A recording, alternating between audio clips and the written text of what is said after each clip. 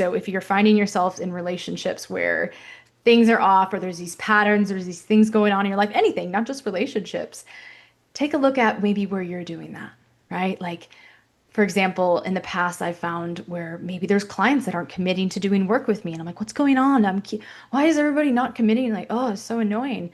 But when I took a closer look, I was like, oh, where am I not committing? Yeah, I'm not really showing up in the gym like I want to with my health. Okay. And when I show up in the gym in my health, clients flood to me because I am embodying that frequency of commitment. You're listening to Life Aquarian, a soul's journey through the human experience. And now, here's your host, Leanne. Hi, everybody, and welcome to another episode of Life Aquarian. I am your host, Leanne, and if you're new here, this is my soul's journey through the human experience, where I share everything that I'm learning along the way, the insights, the messy middle, and all of the magic. And one of the things I like to do here is introduce you to the mentors and teachers that I am meeting along the way and share with you the wonderful work that they are doing in the world. And today's guest is someone who embodies the essence of personal transformation. She has a Bachelor of Science degree in psychology with numerous certifications in a range of modalities that help her clients release limiting beliefs, heal past traumas, and embrace a life of fulfillment. She is a soul purpose coach, a spiritual hypnotherapist, and a retreat host, dedicated in guiding others back to their true selves. Please welcome to the show, Lexi from Journey for Joy with Lexi. And let's take this journey for joy together. Hi, Lexi. Welcome to the show. Hello, Leanne and listeners. Thank you so much for pressing play and choosing to have a listen. And, time is the most valuable resource that we have. And so the fact that you're here listening means a lot to us both. It absolutely does. Thank you. Whew. So I'd love to start these conversations off by talking about your spiritual awakening and what led you, and I'm sure it wasn't just one thing, but what led you to this work that you are doing now? Yeah, so my journey was many steps, of course, like you said. And I like to think that in the beginning, I've always been tuned in, tapped in, turned on, right? As Abraham Hicks might say. I was more positive and interested in depth. I'm a Scorpio sun, and so I feel like that carried me through life even as a young girl. I found myself even asking my mom or my parents when they would give me an answer, I would ask why. I'd say, why is the sky blue? Well, because God painted it that way. Well, why did God paint it that way? Like I would always ask why. I'd want to go deeper. I'd want to know more. But of course, like most people, the programming, society, life, traumas, things got piled upon me, and I lost that spark. I lost that inner connection and hid it. And I would say that it kind of started in probably high school more so because I was led to study psychology. I knew I wanted to help people. I had no idea it would look the way it does now. And it started with me wanting to be a nurse until I found out that as a nurse, you had to do a lot with blood, which I absolutely, I know it's our life force. Yes. And for some reason, thinking about taking people's blood, seeing people's organs, just all that kind of stuff, I was like, you know what? No, thank you. And they said, oh, and we'll have to cut open a cadaver next year. I said, yeah, I'm going to go for AP Psych. I'm going to go for the thing you can't see. I'm going to go with the brain. And I also saw my mom deeply struggle with mental health, deeply struggle, like psych ward stuff, guys, pretty deep. And it kind of rocked me to my core very young. I wondered, how did my mom get like this? Why do some people do really well and why do some people deeply struggle? And so studying psychology was a deeper understanding of one, understanding my mother, but also understanding the world, understanding people. I was very curious about people, loved having conversations, talking with people. On every report card got told, would do very well if she stopped talking to people, if she would stop having conversations with other kids. And yeah, I just really love to connect and get to know people. And so yeah, long story short, graduated almost 10 years ago now with my degree in psychology. I was going to be a traditional therapist, potentially even a psychiatrist, until I too fell under that system. Big pharma, whatever you want to call it. I was prescribed and thrown so much medication at the age of 21 that I did not need. And I know some people do need them for a certain time. Sometimes that is your whole life, and sometimes that's just temporary. However, I did not need all of those pills. And even at that young age, when I went in to have my ADHD medication refilled, and I told him I couldn't sleep, I had a lot of anxiety and stress. I had times of depression. He threw another label on me and threw me anxiety pill, depression pill, and a sleeping pill at 21 on top of my ADHD medication, which is like legal cocaine, honestly. And I was like, you know what? I don't really want to be part of this industry. I'm not, I just wanted to talk to somebody, just wanted him to talk to me. And so I decided I was going to finish my degree and I was going to figure out what I would do. So I finished my degree, applied to school. I was going to go to what was it? Social work. Yeah, social work. I got accepted into social work master's program in California. But then I had a breakup to the guy I thought at 24 I was going to marry. Yeah, that didn't happen. And once that occurred, I realized, wow, I've been living my life for others. I've been living my life for these boys, these guys I was dating, everyone else around me, my family, my friends. What do I actually want? And what I wanted more than anything at that moment was to move to Texas. I grew up in Wisconsin, and Wisconsin is Cold? very cold. And it's just it was a small town of 10,000 people. Most people don't really know where it's at. It's like Wisconsin Dells Baraboo. It's a very, very small place. And I felt so constricted and confined there. And so I set a date. I always wished on 11/11. And I said, a couple days after my birthday on 11/11, November 11th, I'm going to move to Texas. And so I packed up my car, grabbed my dog. My mom helped me drive down, and I started my life completely over at 24 years old. No friends, just my grandparents, and really had such an awakening in that moment that I was in deep pain, emotional pain, miserable, looking outside myself for worth, using Tinder, those apps to find worth in other men, sleeping around with men, hating my body, working out because I hated how I looked. And I was actually thinner than I am now, which is interesting. And just found myself, yeah, on that journey of unpacking everything that I thought I was. And what really kind of catapulted was when I decided after that breakup. I don't know if any of you have ever changed your life after a breakup. I feel like a lot of us do. Have you ever changed your life after a breakup, Leanne? Oh, yes. Or I've changed my life and that caused a breakup. But yes. That's true. That happens as well. So after that breakup, not only did I say I'm going to travel to, or I said I'm going to move to Texas, I also got my first passport, which is about to expire in a couple months, because it's been 10 years. And I got my passport and I booked a trip to Europe. It was a 35-day trip all around Europe. It was a tour group that took 18 to 28-year-olds because I never lived or traveled outside of the United States. And I was like, oh my God, I want to go to Europe. I felt cold there. My ancestry is all there.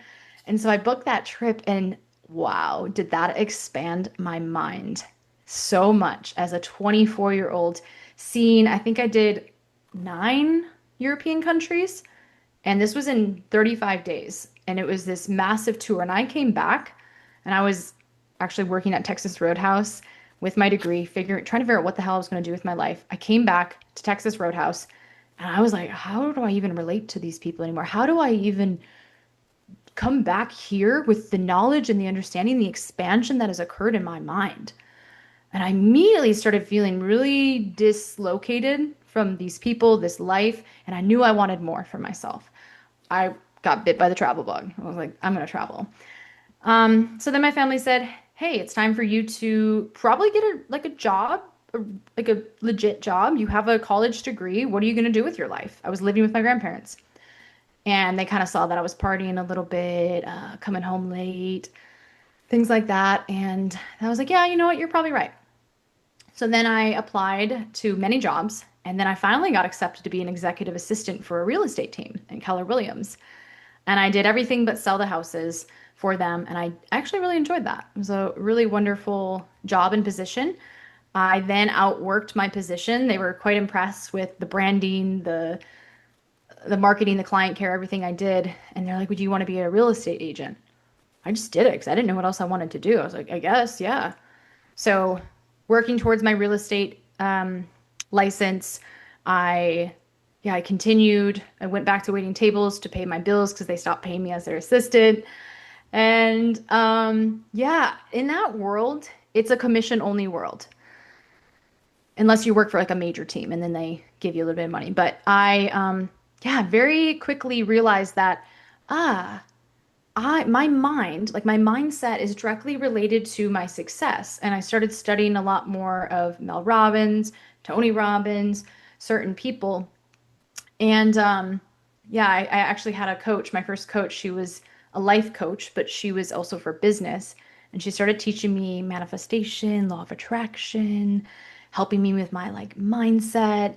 And I remember having a call with her, Zoom, just like this. And I said, "So wait, what you do is a job?" "Yeah, I created this myself." I said, "You know what? I'm going to do that one day. I'm going to do that one day." And then many months later, I was opening the door for my clients to show them a home.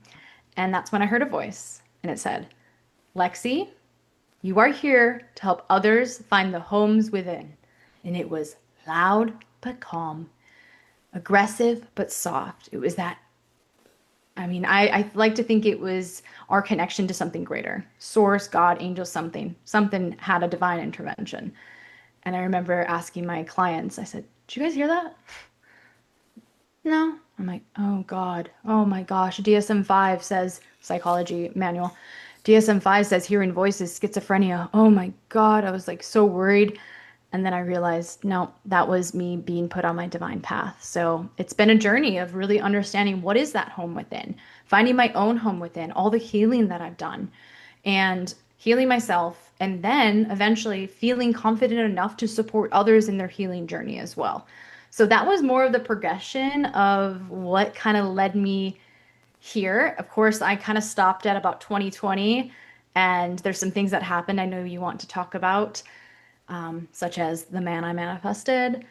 But there's things that happened to get to where I'm at now in 2025 with the type of work that I do. Well, and I'm learning some things that I did not know. Couple of things that we have in common is I actually wanted to be a therapist. I went to graduate school for one semester, and then I was like, it was the finding out that I could get like all of the legal mumbo jumbo and stuff behind it. So I was like, this, it's too formal. It's too, no. Yep. It's not for me. So I stopped that. And then after my breakup, one of my big breakups, I became a travel agent and I started traveling the world. So my love for travel started after a breakup, got my first passport, all of that. And you gave us the perfect segue into the next question. I know that you and your husband just celebrated a special anniversary. Congratulations. Thank I you. know both of you are doing aligned work as coaches. You are both coaches. And I'd really love it if you would be willing to share with us the story of how you came together, how you called it in, how you manifested him, for those listening who are seeking a spiritual partnership for themselves. Thank you for creating space for this story to come through and to inspire those who are looking to call in that divine individual to do this sacred union with. Because the one thing I will say is, I've done all the work before he showed up. That allowed me to attract him, and I'll tell you a little bit more about that. And it also takes continuous work to be in this type of relationship. The type of conversations that we have, the things we move through, is what makes our relationship so strong. We've had many moments. We just celebrated 2 years married, 5.5 years together. We've had many moments where we have to decide, are we going to keep doing this or not? And it is putting down your egos, helping each other put your egos aside and talking soul to soul.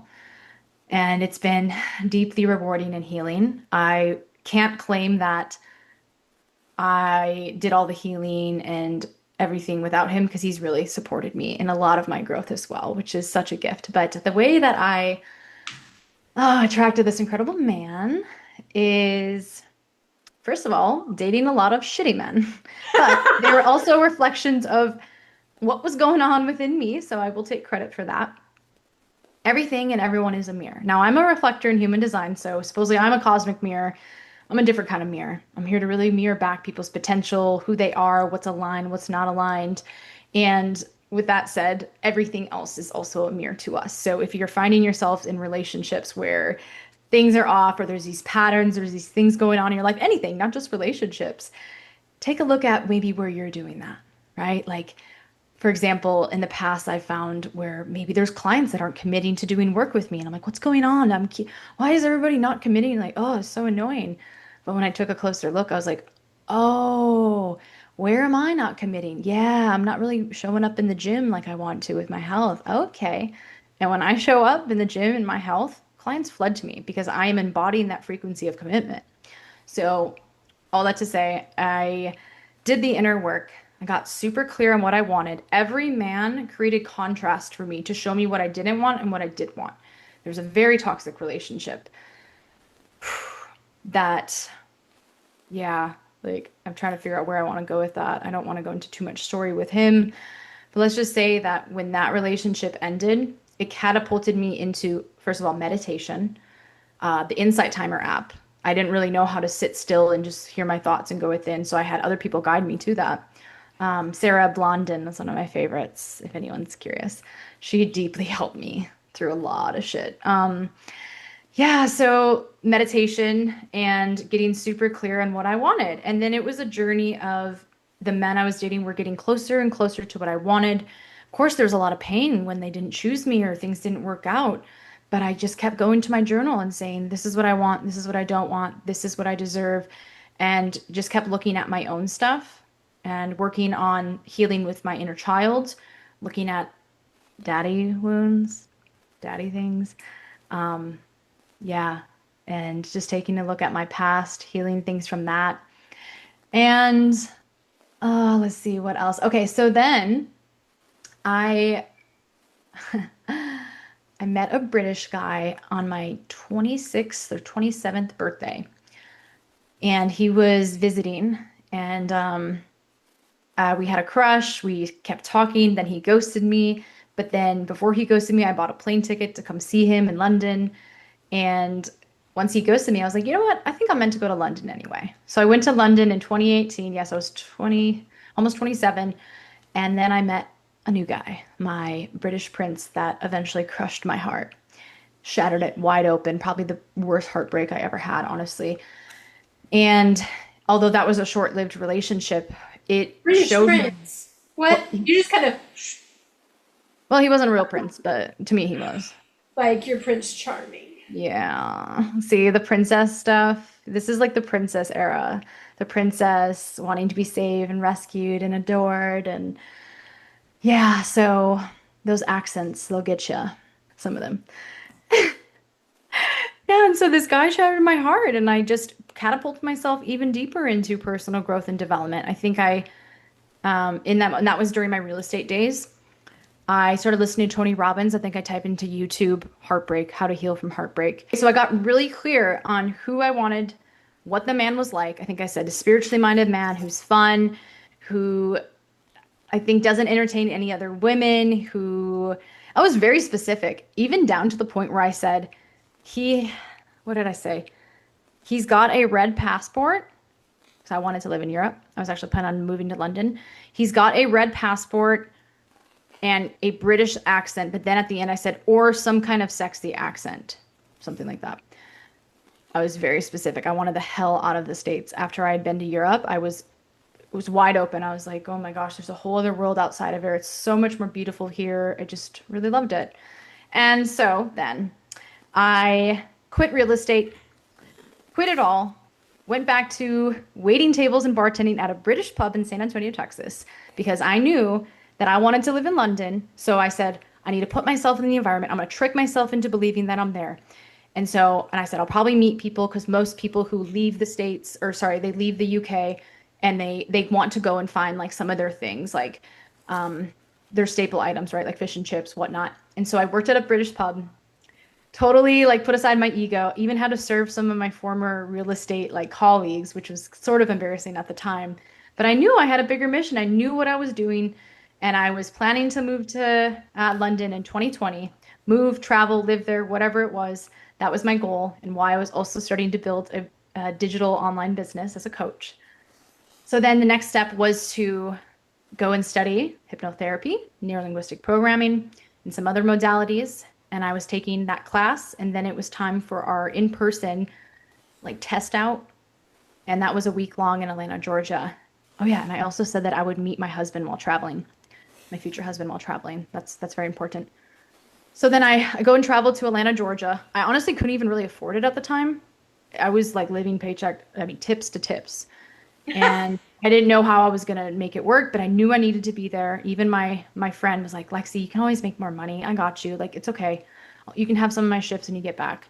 So I go to Atlanta. This is February 2020. And there at that training is my now husband. And we fell in love so deeply. We were trying to focus also on our training. We did. We ended up graduating and getting our certifications, but we fell in love so deeply, and later found out once I left that training, he went back to South Carolina.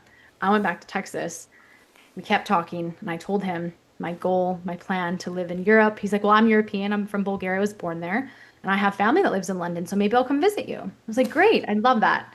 We kept talking and flirting on WhatsApp and communicating. And then, yeah, you guys might remember what happened March 2020, global pandemic. I had just sold a lot of my things and moved back in with my grandparents because I didn't tell you, but there was a time where I did not live with my grandparents for many years, but I knew I was about to live in Europe. So I moved back home temporarily, which was another big ego thing. Oh my gosh. And I said, I cannot. I love these people, but I cannot quarantine with my grandparents and my mother, who now lives there. I will not. And then he asked me, do you want to come quarantine with me in South Carolina? If this is the end of the world, like we should, there's something here with this. I said, yes, please. Packed up my car and I moved to South Carolina, and I was there for 6 months. And we found out in the interim of all of that that he and I had actually been going to the same conference kind of thing. It's an event in Columbus, Ohio by Lewis House, the Summit of Greatness. Many years we've been orbiting each other, and that event's about 1 to 2,000 people.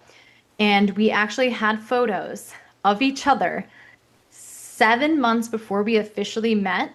He met my best friend, and he has pictures of me in the background, and I have pictures of him, and we were right next to each other. However, I was entertaining another man at that time, and it was this push and pull, and it wasn't exactly like respectful communication. And I said in my journal that day, I said, I know my perfect match is out there. I just know he is. And he was.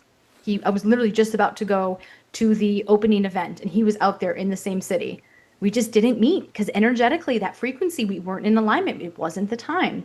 And so that's one of my favorite parts about it all, is because you can do the inner work, and you also have to put yourself out there. You have to go out and do the things. Like, I just got on with my life, Leanne. I was really focused on my dream and my vision. I knew what I deserved. I knew what I wanted, but I didn't obsess over it. I wasn't like, where is he? Is he going to be at this event? Oh my God. Just got on with my life. And he showed up in a matter of a couple of months. And the crazy thing is, I had a picture on my phone when I met him of Tom Ellis. And I used to watch a lot of TV back then, and I loved the show called Lucifer. It's a really hot British man named Tom Ellis. And my husband looks almost exactly like him. And that was my screensaver when I met my now husband. So this manifestation stuff, it works. Woo! So many juicy layers to that story, and I love it. And I'm really tripping out about the fact that you both had pictures of each other. Yeah. It's like that red string theory or something. I just think it's also soul contracts. You said something that really, I was like, huh? Because before I do, I'm gonna just tell you that I guess I've had this fantasy about you get into this spiritual relationship, and then I mean maybe you might get on each other's nerves now and then, but it's pretty much smooth sailing. And you said that you're still having, I mean, you made it sound like you still have conflict in your relationship.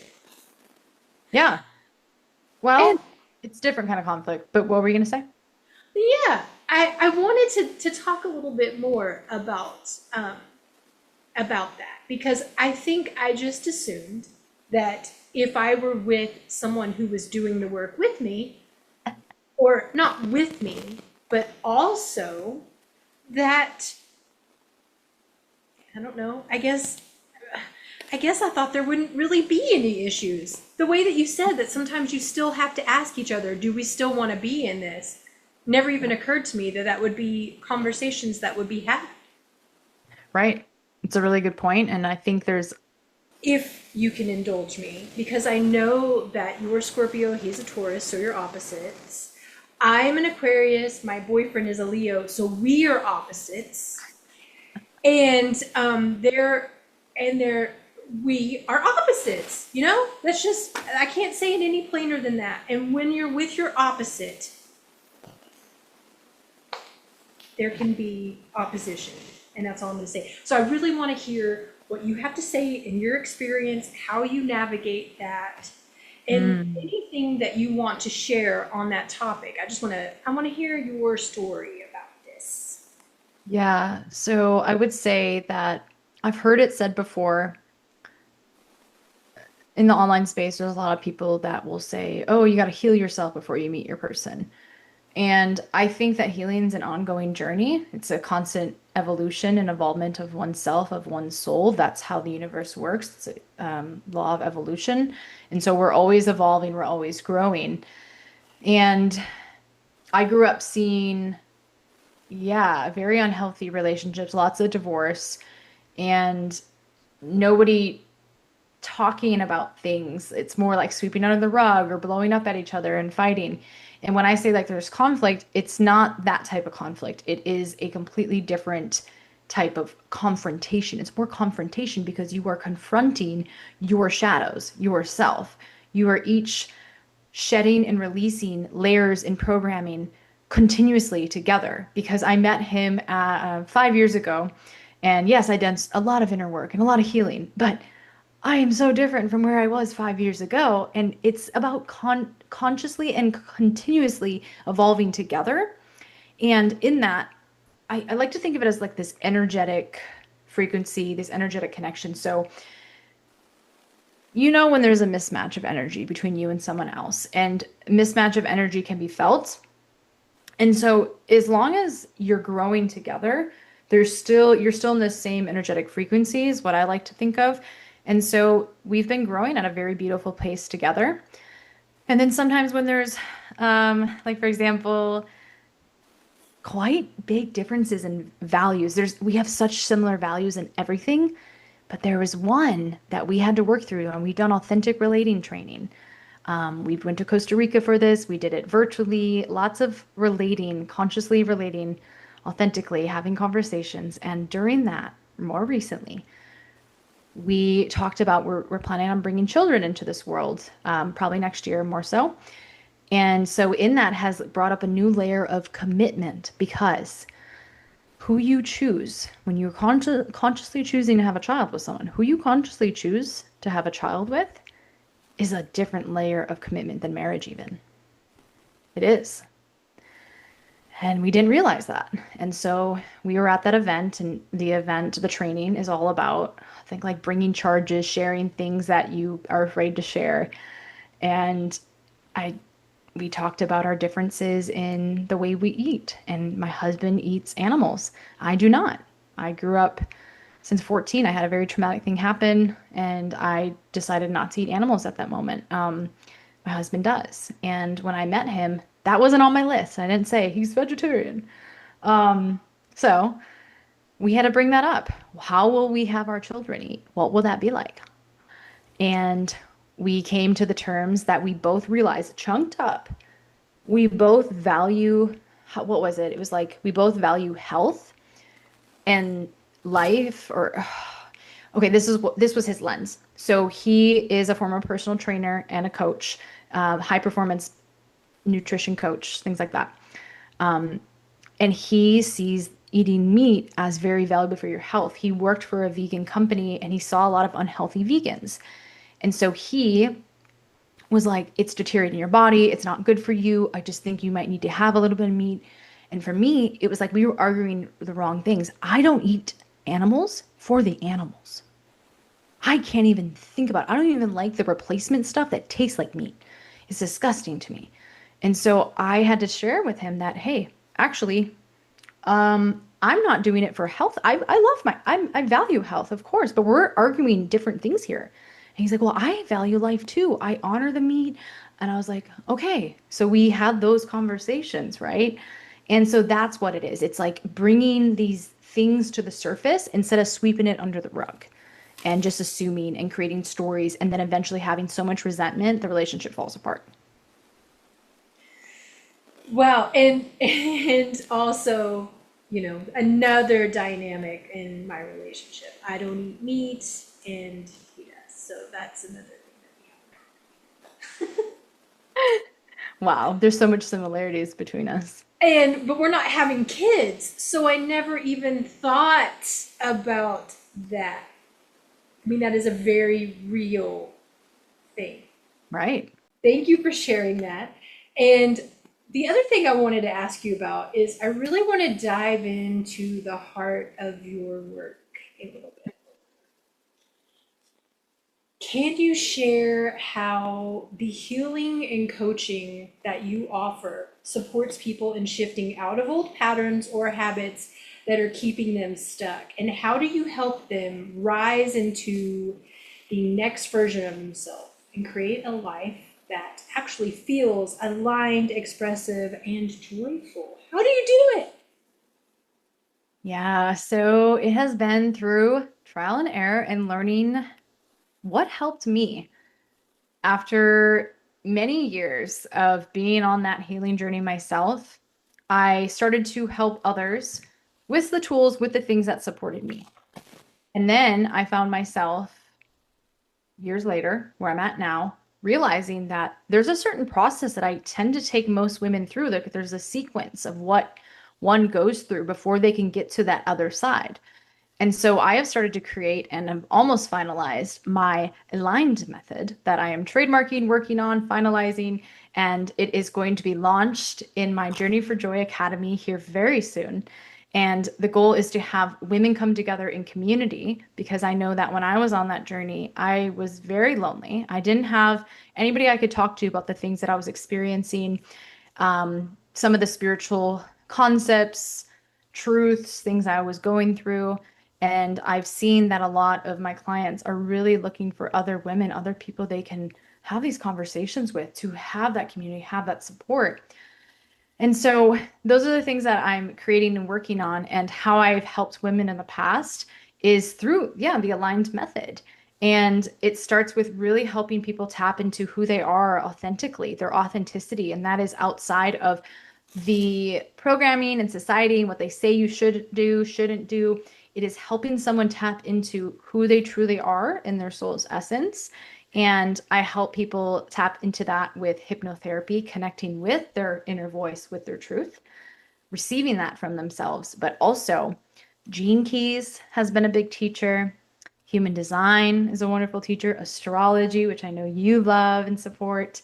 And those things are these wonderful tools to show us like how we came here to be. What is our soul? What is our human here to do? And I think that's very important. And I'm getting chills because I just feel so strong about this. I also love to help women connect with their values and what they desire. A lot of the women have felt like, who am I to live this big, lavish life? Or I'm afraid to do this. And really, connecting with that authenticity, who you are, is the most important step before we liberate. And that is shedding away and taking away all the things that are not that, all of the things that have been put on you.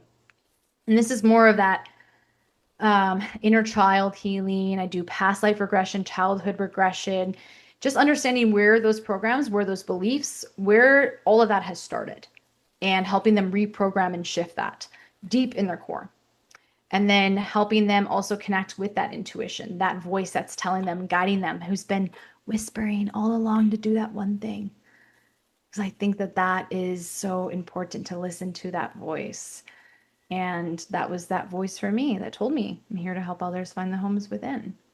And the other bit is really teaching women that everything here is for their growth, seeing everything through a growth mindset. When even when shit hits the fan and things are crazy, how can you see that as your growth, right? Like I had my apartment flood. The woman above us flooded our apartment a couple months ago. And of course, in the moment, it's like, oh my God, what's happening, right? You have to take action, you're figuring it out.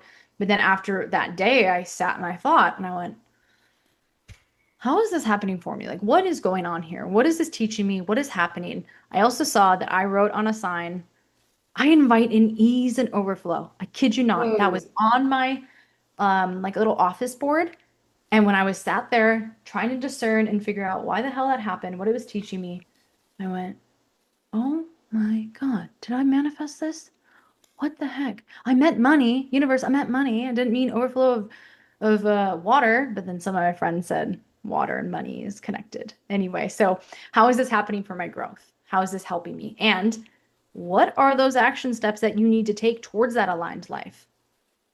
What are those things? Because yes, we can do all that inner work, but if you're just going to sit on your couch and just meditate and not take action in the physical, it's not going to happen. So taking those growth steps.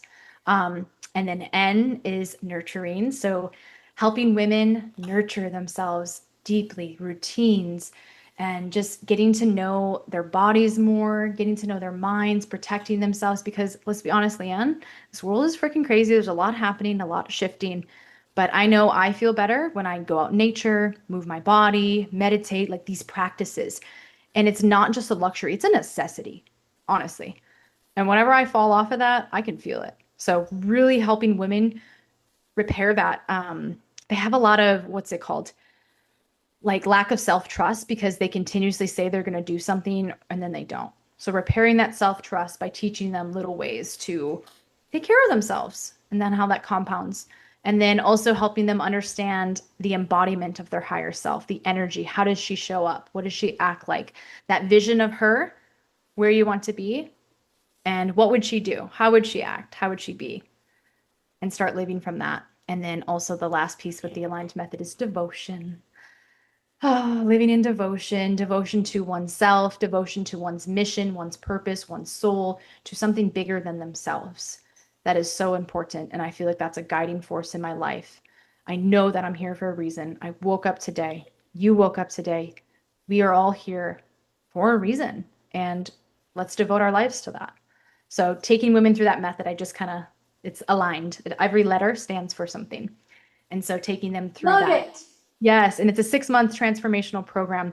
And really, what it's here for is to help women break free of the systems that have been profiting off of us and our insecurities and our pain and our oppression. I have chills right now.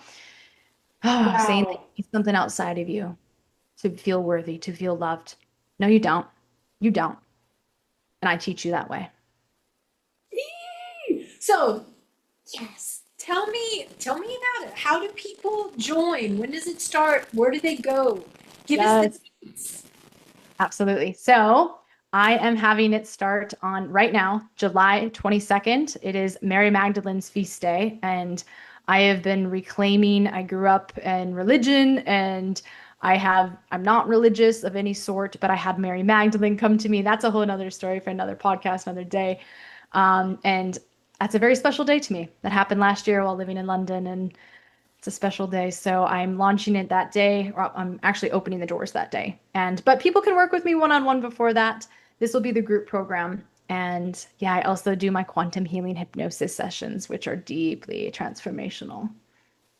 And how do they find you? Journey for Joy with Lexi.com? Yes. Yep.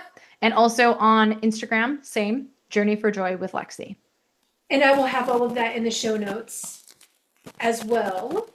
And so, do you have a registration page just yet for the Academy, or is that going to be No. on your website?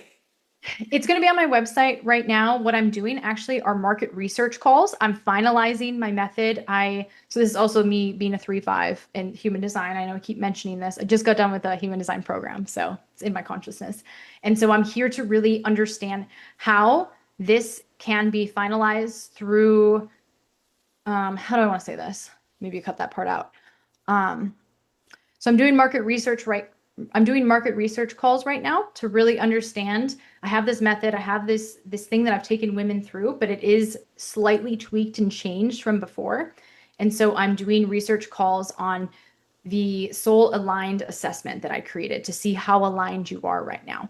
And so I'm doing that, and I'm also just kind of creating this community of people who are interested while I work on that. I'm also traveling the end of this month, and so it's about to be launched and shared. But if you're interested in doing work with me, just reach out and we can chat. Perfect.